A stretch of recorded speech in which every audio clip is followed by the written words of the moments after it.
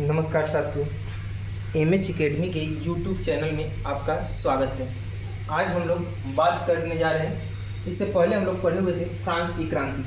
France की क्रांति में ही हम लोग आगे इस चैप्टर को कंटिन्यू जारी रखेंगे। कंटिन्यू जारी रखने में हम लोग जब कंटिन्यू देखें तो इटली का एकीकरण की बात आई। इटली का एकीकरण किसने किया था और इटली का एकीकरण कब किया गया था। इससे पहले हम लोग जान लेंगे कि इटली के एकीकरण किया किसने था। तो इटली का एकीकरण मेजनी ने किया था। इटली का एकीकरण किसने किया? तो इटली का एकीकरण मेजनी ने किया था। इटली का एकीकरण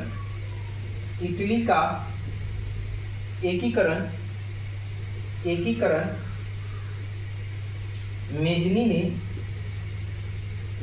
ने किया था। इटली का एकीकरण किसने किया था? तो इटली का एकीकरण जोसेफ मेजनी ने किया था। जोसेफ मेजनी ने इटली का एकीकरण कब किया? तो जोसेफ मेजनी ने इटली का एकीकरण 1866 से 1870 ईस्वी में किया था।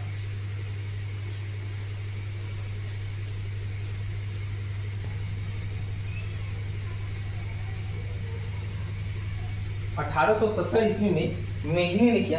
मेजनी का बात करते हैं तो मेजनी का जन्म कब हुआ था? तो मेजनी का जन्म 1807 ईस्वी में जेनुआ में हुआ था। मेजनी का जन्म कहाँ हुआ था? तो मेजनी का जन्म 1807 ईस्वी में जेनुआ में हुआ था। मेजनी का जीवनी किसने लिखा था?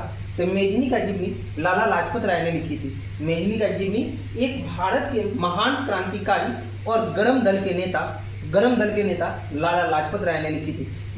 ये यंग इटली यूरोप की और यंग इटली की स्थापना किसने की थी? तो यंग इटली और यंग यूरोप की स्थापना मेजनी ने ही की थी।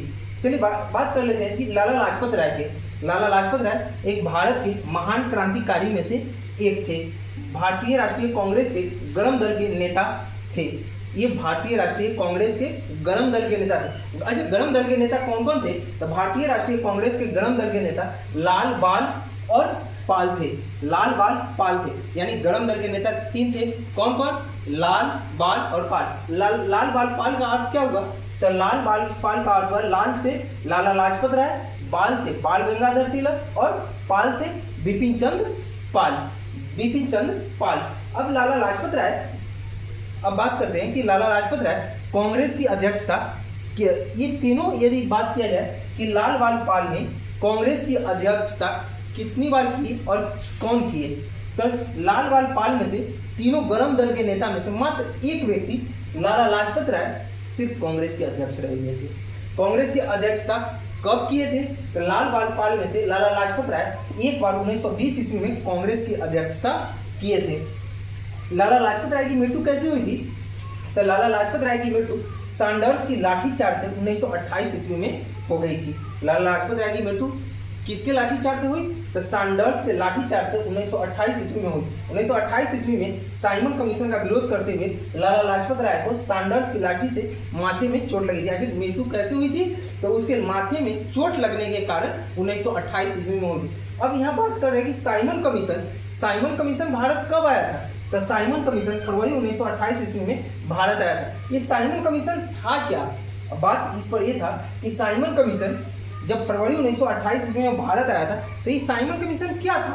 तो साइमन कमीशन में जब अंग्रेजों ने भारत में जब कानून बनाए गए थे, जालियांवाला बाग हत्याकांड के बारे में आप लोग सुने हुए, नहीं तो आगे हम लोग नेक्स्ट वीडियो में जालियांवाला बाग के बारे में चर्चा करेंगे, तो उसमें डिटेल से जानेंगे कि जालियांवाला बाग हत्याकांड के बाद एक कमेटी बनाई गई थी भारतीय सर्वेक्षण करने के लिए। भारतीयों का सर्वेक्षण करने के लिए एक कमेटी हंटर आयोग बनाया गया था।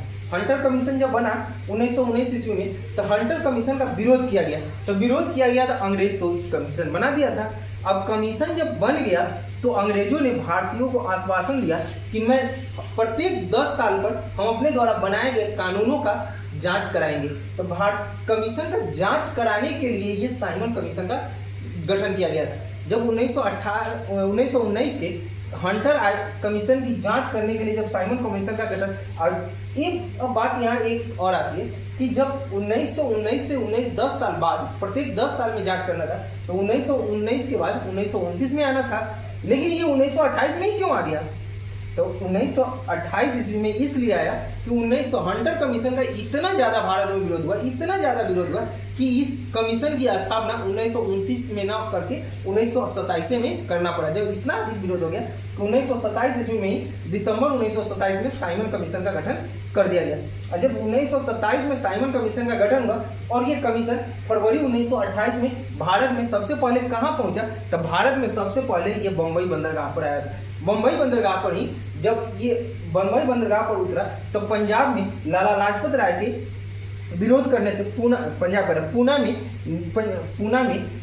लाला लाजपत राय ने साइमन कमीशन का विरोध किया। तो विरोध करने के क्रम में सैंडर्स की लाठी से इसको चोट लग गई, माथे में लाला लाजपत राय को माथे में चोट लग गई और माथे में चोट लगने के कारण फलस्वरूप इनकी मृत्यु हो गई। यहाँ से लाला लाजपत राय ने एक बात अंग्रेजों को बोली थी।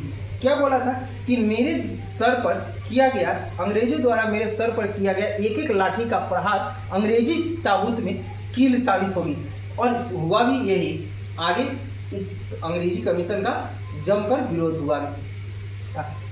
तो ये बातें किसने बताई थी कि मेरे सर पर किया गया एक एक लाठी का प्रहार अंग्रेजी शासन में, अंग्रेजी ताबूत में कील साबित होगी, तो लाला लाजपत राय ने बताई थी।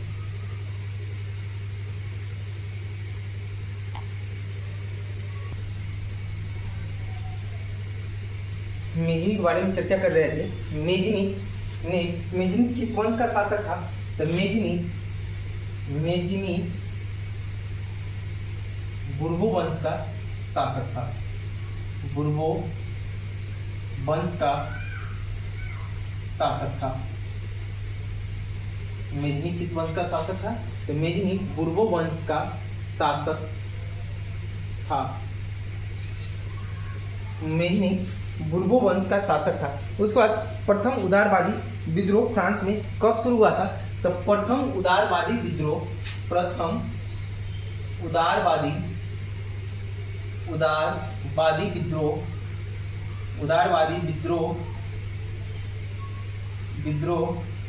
में,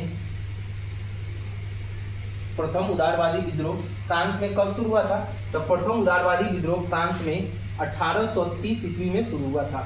1830 ईस्वी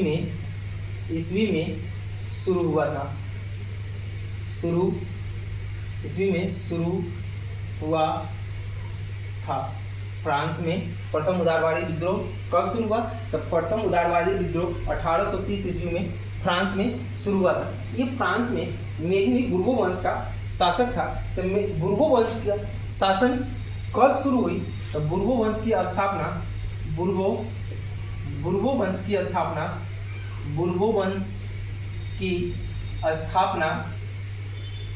1815 ईस्वी में हुई थी।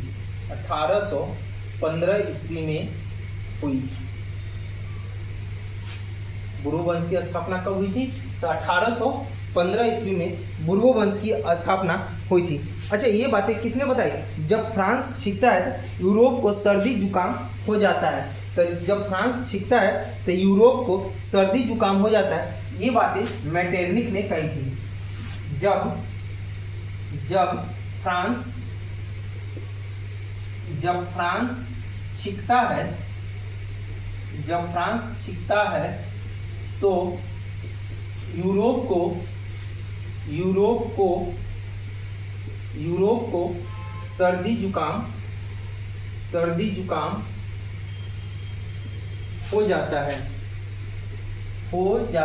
है। जब फ्रांस छिपता है तो यूरोप को सर्दी, जब फ्रांस छिपता है तो यूरोप को सर्दी जुकाम हो जाता है। जब फ्रांस छिपता है तो यूरोप को सर्दी जुकाम हो जाता है। ये बातें मैटरनिक ने कही थी।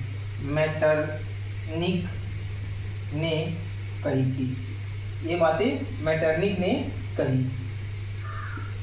ये बातें किसने कही कि जब फ्रांस छिपता है तो यूरोप को सर्दी और जुकाम हो जाता है। तो ये बातें मैटरनिक ने फ्रांस के बारे में बताई थी। अच्छा, यूनानियों का आज़ादी के लिए संघर्ष कब प्रारंभ हुआ था? तो यूनानियों के आज़ादी के लिए संघर्ष 1821 ईस्वी में प्रारंभ हुआ था। यूनानियों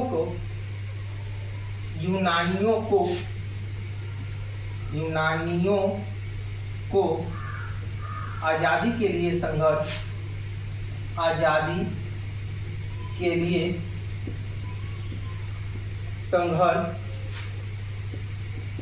संघर्ष 1821 ईस्वी में शुरू की थी। 1821 ईस्वी में शुरू हुई। 1800 यूनानियों ने आज़ादी के लिए संघर्ष कब शुरू की? तो 1821 ईस्वी में यूनानियों ने आज़ादी के लिए संघर्ष शुरू किए थे। उसके बाद यूनान को स्वतंत्र राष्ट्र की मान्यता किस वर्ष किस संधि से मिली थी? तो किस संधि से मिली थी? तो यूनान को स्वतंत्र राष्ट्र की मान्यता यूनान को स्वतंत्र राष्ट्र की मान्यता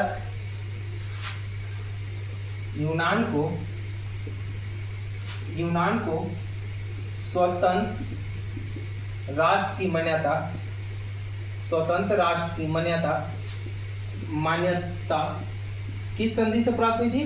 तो यूनान को स्वतंत्र राष्ट्र की मान्यता कस्तूनतुनिया की संधि से हुई थी।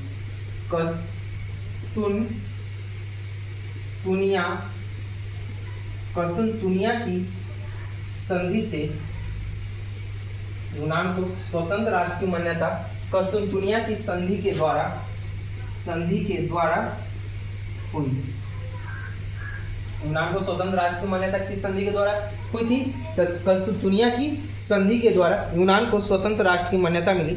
और यूनान को स्वतंत्र राष्ट्र की मान्यता कब मिली? ये तो कस्तूनतुनिया की संधि से उसको मान्यता मिली। और कब मिली थी? तो यूनान को कस्तूनतुनिया की संधि द्वारा 1832 ईस्वी में स्वतंत्र राष्ट्र की मान्यता मिली। यूनान को स्वतंत्र राष्ट्र की मान्यता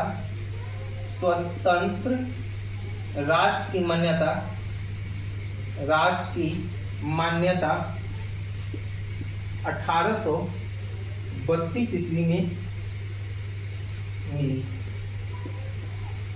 32 ईस्वी में मिली। यानी यूनान को स्वतंत्र राष्ट्र की मान्यता किस संधि से और कब मिली? तो यूनान को स्वतंत्र राष्ट्र की मान्यता कस्तूनतुनिया की संधि से 1832 ईस्वी में हुई थी। उसके बाद बात करते हैं पेरिस से कृषक विद्रोह कब हुआ था? तब पेरिस में कृषक विद्रोह 1848 ईस्वी में हुई थी। पेरिस में कृषक विद्रोह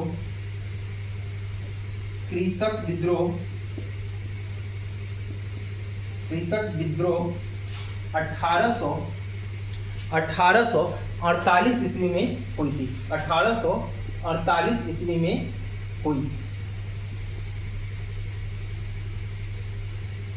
हुआ। पेरिस में कृषक विद्रोह कब हुआ था? 1848 ईस्वी में पेरिस में कृषक विद्रोह हुआ था। उसके बाद सिलेसिया में बुनकरों के द्वारा ठेकेदारों के खिलाफ कब विद्रोह किया था? तो सिलेसिया में बुनकरों ने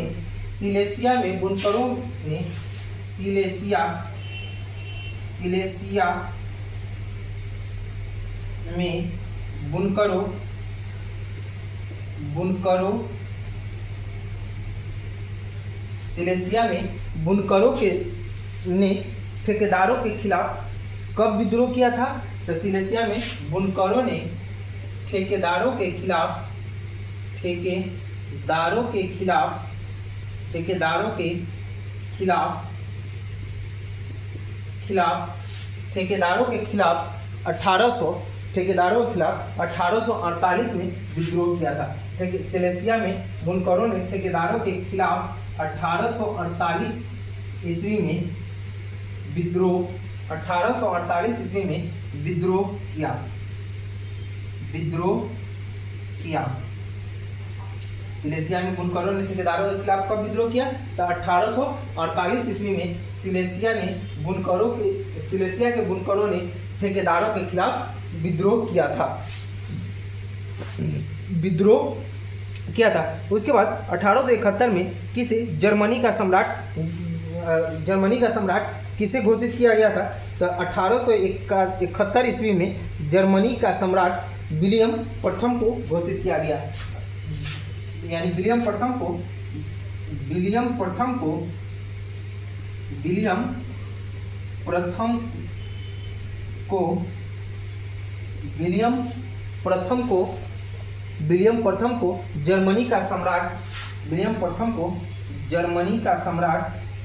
जर्मनी का सम्राट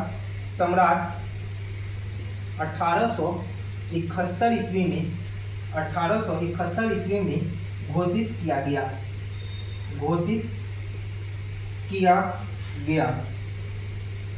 घोषित किया गया। यानी विलियम प्रथम को जर्मनी का सम्राट कब घोषित किया गया? तो 1871 ईस्वी में घोषित किया गया। चलिए एक बार क्विक रिवीजन देख लेते हैं। मेजनी किस वंश का शासक था? तो मेजनी बुर्गो वंश का शासक था। और प्रथम उदारवादी फ्रांस में विद्रोह कब शुरू हुआ था? तो प्रथम उदारवादी विद्रोह फ्रांस में 1830 ईस्वी में शुरू हुआ था। बुर्गो वंश की स्थापना कब हुई थी? तो बुर्गो वंश की स्थापना 1815 ईस्वी में हुई थी। जब फ्रांस छिपता है तो यूरोप को सर्दी और जुकाम हो जाती है। ये बातें किसने बताई थी? तो ये बातें मेटरनिक ने कही थी कि जब फ्रांस छिपता है तो बाकी यूरोप को सर्दी और जुकाम हो जाती है। यूनानियों को आज़ादी के लिए संघर्ष कब शुरू हुई थी? यूनानियों को आज़ादी के लिए संघर्ष 1821 ईस्वी में शुरू हुई। यूनानियों को स्वतंत्र राष्ट्र की मान्यता किस संधि के द्वारा और कब हुई थी?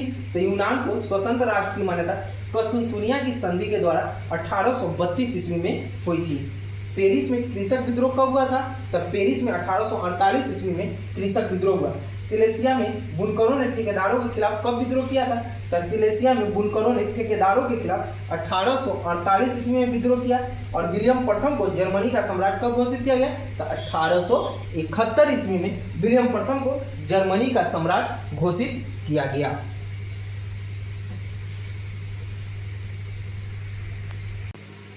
देखिए जोसेफ मेजनी के बारे में जाने।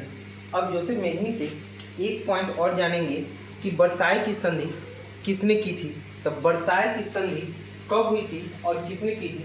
तो वर्साय की संधि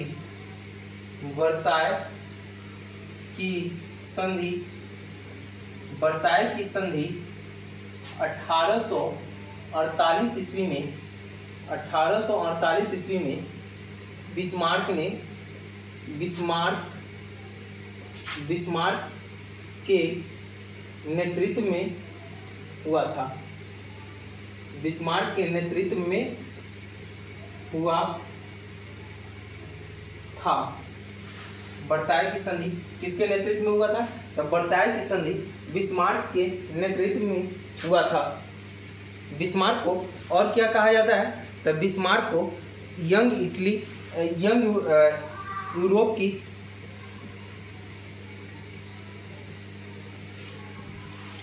1848 ईस्वी में यूरोप में राष्ट्रवाद का जनतंत्र और क्रांतिकारी से अलगाव होने लगा। और जर्मनी में वर्साय के कौन सा हॉल? तो हॉल ऑफ मिरर्स में जर्मन साम्राज्य की घोषणा बिस्मार्क के नेतृत्व में हुई थी। 19वीं सदी के मध्य में इटली कितने राज्यों में बटा हुआ था? तो 19वीं सदी के मध्य में 19वीं सदी के मध्य में इटली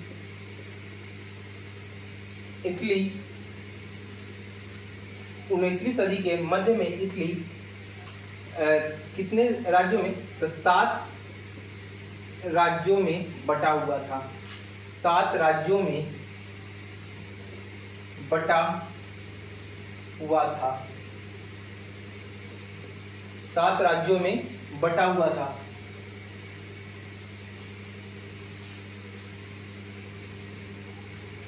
इटली क्या कितने राज्यों में बटा हुआ था?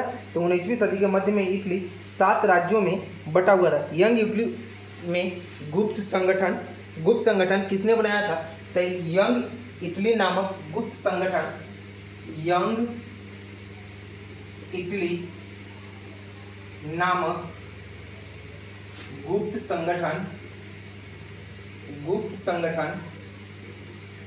मेजनी ने बनाई थी। मेजनी यंग इटली नामक गुप्त संगठन मेजनी ने बनाई थी। यंग इटली नामक गुप्त संगठन की स्थापना किसने की थी? तो यंग इटली नामक गुप्त संगठन की स्थापना मेजनी ने की थी। मेजनी ने इटली का एकीकरण किस वर्ष घोषित किया गया? तो 1861 ईस्वी में एकीकृत इटली का राजा किसे घोषित किया गया? तो 1861 ईस्वी में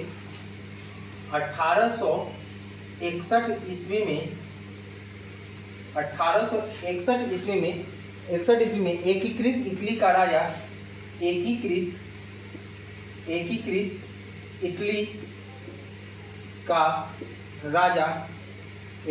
इटली का राजा विक्टर इमानुएल को इमेनुएल द्वितीय को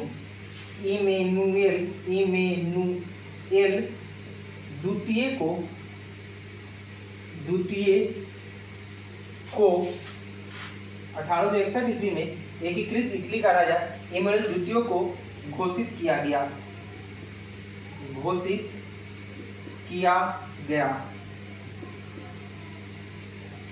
1861 ईस्वी में एकीकृत इटली का राजा किसे घोषित किया गया? तो इमानुएल द्वितीय को 1861 ईस्वी में राजा घोषित किया गया, जो इटली के अधिकांश निवासी जिन्हें निरक्षरता की दर काफ़ी ऊंची थी, अभी भी उदारवादी राष्ट्रवादी विचारधारा से अनजान थे। United kingdom of great Britain का गठन किस एक्ट से हुआ था? तो यूनाइटेड किंगडम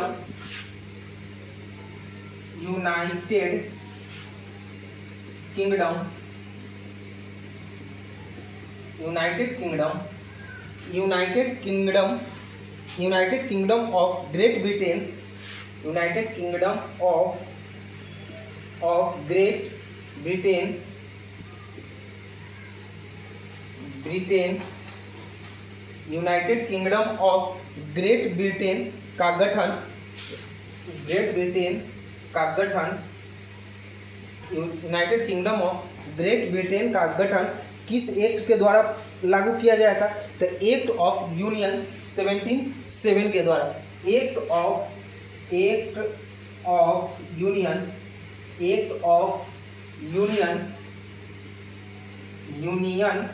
1707 के द्वारा घोषित किया गया। यानी United kingdom of great Britain का गठन किस एक्ट के द्वारा घोषित किया गया? तो एक्ट ऑफ यूनियन 1707 के द्वारा इन्हें ग्रेट ब्रिटेन घोषित किया गया। ग्रेट ब्रिटेन घोषित करने के बाद इसमें ये जो क्षेत्र थे ये कितने बाल्कन राज्यों में बटा? तो ग्रेट ब्रिटेन लिखेंगे, ग्रेट ब्रिटेन 7 बाल्कन राज्यों में बटा हुआ था। तो कितने बाल्कन राज्यों में? तो बाल्कन प्लान में कौन कौन देश शामिल था? तो बाल्कन प्लान में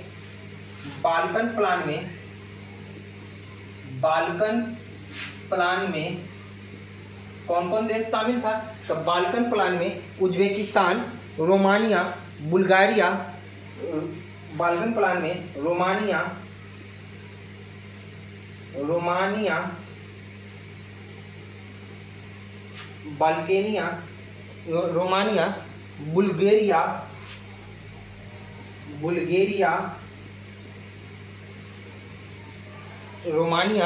बुल्गारिया, अल्बेनिया,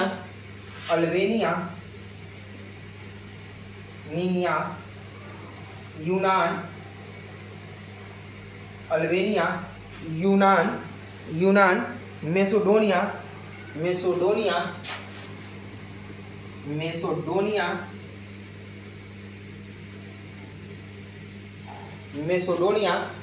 क्रोमेनिया,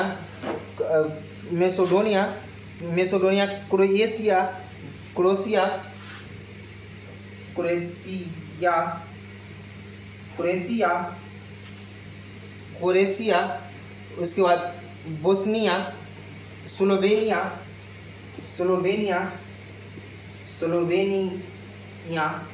और सर्बिया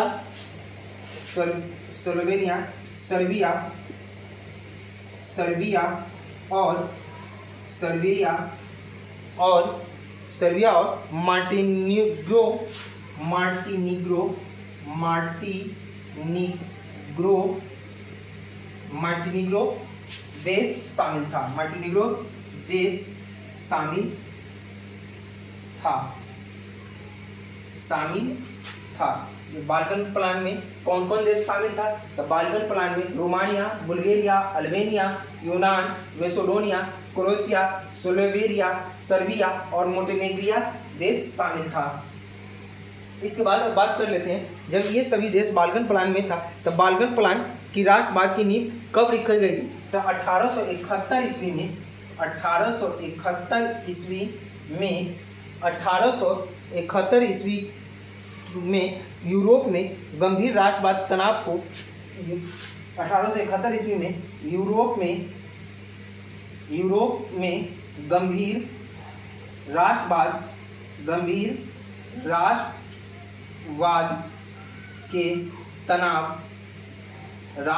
के तनाव यूरोप में गंभीर राष्ट्रवाद के तनाव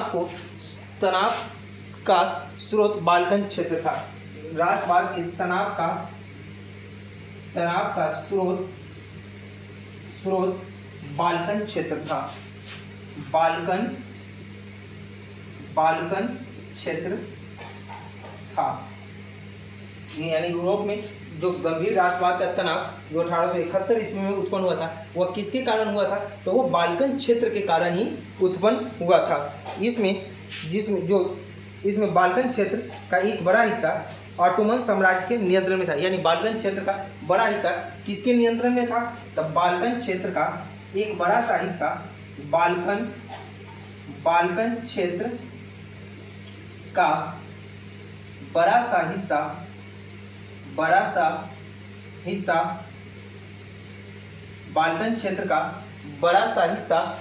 सा हिस्सा ऑटोमन साम्राज्य के नियंत्रण में था।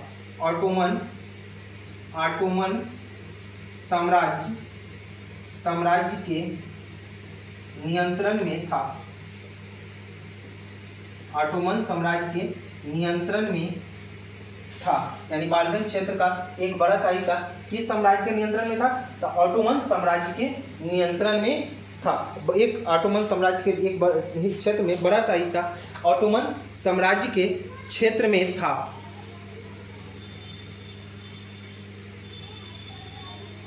अब हम लोग एक बार क्विक रिवीजन कर लेंगे कि वर्साय की संधि किसके नेतृत्व में हुआ था? तो वर्साय की संधि 1848 ईस्वी में बिस्मार्क के नेतृत्व में हुआ था। 19वीं सदी के मध्य में इटली कितने राज्यों में बटा हुआ था? तो 19वीं सदी के मध्य में इटली 7 राज्यों में बटा हुआ था। यंग इटली नामक गुप्त संगठन किसने बनाई थी? तो यंग इटली नामक गुप्त संगठन मेजनी ने बनाई थी। 1871 ईस्वी में एकीकृत इटली का राजा किसे घोषित किया गया था? तो 1871 ईस्वी में एकीकृत इटली का राजा इमैनुएल द्वितीय को घोषित किया गया। United kingdom of great Britain का गठन किस एक्ट के द्वारा घोषित किया गया था? तो United kingdom of great Britain का गठन एक्ट ऑफ यूनियन 1707 के द्वारा घोषित किया गया। बाल्कन प्लान में कौन कौन से देश शामिल थे? तो Balkan plan Romania, Bulgaria, Albania, यूनान, मैसेडोनिया, क्रोएशिया, स्लोवेनिया, सर्बिया, मोंटेनिग्रो देश शामिल था। और ये बाल्कन प्लान जो था ये किसका क्षेत्र था? तो बाल्कन प्लान का एक जो बड़ा सा हिस्सा था, बाल्कन प्लान का एक बड़ा सा हिस्सा ऑटोमन साम्राज्य के नियंत्रण में था, जो यूरोप के लिए एक राष्ट्रवाद के तनाव का सबसे बड़ा स्रोत था। जो 1871 ईस्वी में यूरोप में गंभीर राष्ट्रवाद के तनाव का स्रोत बाल्कन प्लान ही था। इसी के साथ हम आज का वीडियो इतना ही पर स्टॉप करते हैं, फिर मिलेंगे अगले वीडियो में।